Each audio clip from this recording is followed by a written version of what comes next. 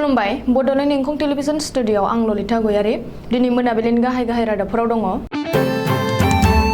चिरांनि 3 नं अदालगुरि हाग्रा ओनसोलाव एसएसबीआ गोबां बिबांनि दंफां थुख्राजों लोगोसे सासे हमदों। पाकिस्तानाव इमरान खाननि मासिया लुंहेंनो हासिगौ। 100 एमपिआ न' कन्फिडेन्स मस्ट लाबोदों। महाराष्ट्र, गुजरात आरो मध्य प्रदेशआव अखा आरो बारहुंखा फैगोननि बोथोर बिगियान बिफाना इंगित होदों। नगावनि रहायाव गोख्रों लामा जाब्रबथायजों सासे फरायसानि जिउ खहा। दानिया फैदो आबुं रादाबाव।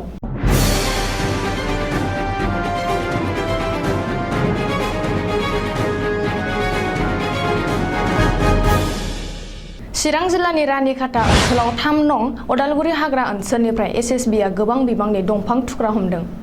लोगोसे राम हासदा मुंनि सासे सुबुंखौबो बे जाथायजों लोब्बा लाखिनानै एरेस्ट खालामदों।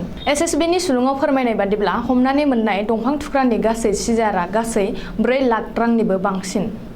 हमनानै मोननाय गासैबो सिजारखौ एसएसबीआ रानिखाता हाग्रा बिफाननि मावख'आव गथायदों होननानै मिथिहोदों। मुंख'नो गोनांदि आथिखालाव हाग्रा ओनसोलनिफ्राय गोबां बिबांनि दंफां दानफायनानै मिथिंगायारि समायना आरो जिब-जुनारनि गोबां खहा लाबोनायखौ नुनो मोन्दों। पाकिस्तानाव गाहाय मन्थ्रि इमरान खाननि मासिया बारा गोबाव थायाबो जानो हासिगौ। गाहाय मन्थ्रिनि मासिया लुंहेंहां जानानै दं।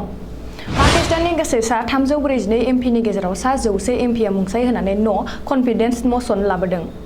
आथिखालाव पाकिस्ताननि गाहाय मन्थ्रिखौ बिबाननिफ्राय बोख्लायनोबा हेंथा होग्राया गासै 172 एमपिनि गोनांथि जायो। अब्लाबो नाथाय हेंथा दोलोआ दाबि खालामदों दि गावसोरनि नांगौसेबां एमपि बुथुमनो हागोन। ओजोंहाय गाहाय मन्थ्रि इमरान खानआ बुंदों दि आथिखालाव गावजों लोगोसे पाकिस्तान आर्मिया दंफायो।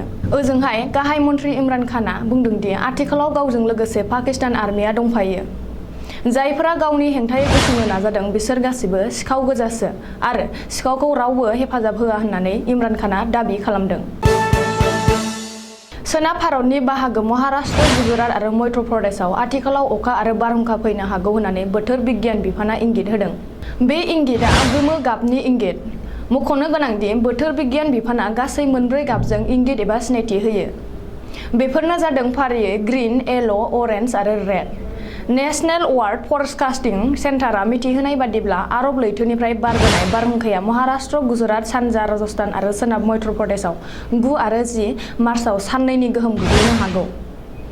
बोथोर बिगियाननि सुलुङाव फोरमायनाय बादिब्ला अखा आरो बारहुंखाजों लोगोसे सारअन्थाइ गोग्लैनाय आरो अखा खोरोमनाय एबा बर्ज गावनायबो थाफानो हागौ।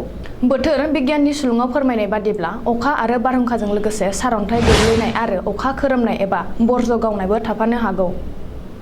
बेखायनो बै 4 रायजोनि रायजो राजाखौ बयखौबो सांग्रां खालामदों।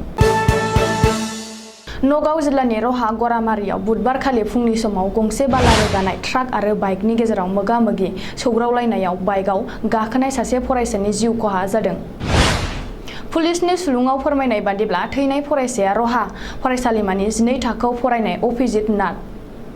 अभिजित नाथनि गामिया गसरपारा होननानै मिथिहोदों। बे लामा जाब्रबथाया ओरैबायदि गोख्रोंमोन दि जाहोनाव बाइकनि मोखां बाहागोआ बायफ्लेजोबदों आरो अभिजित नाथआ हेलमेट गानदोंमोनब्लाबो खर'आ गोब्राब जोखोम जानानै जायगायावनो थैनो गोनां जादों। दिनै मोनाबिलिनि रादाबा एसेनोसै। गोजोन्थों।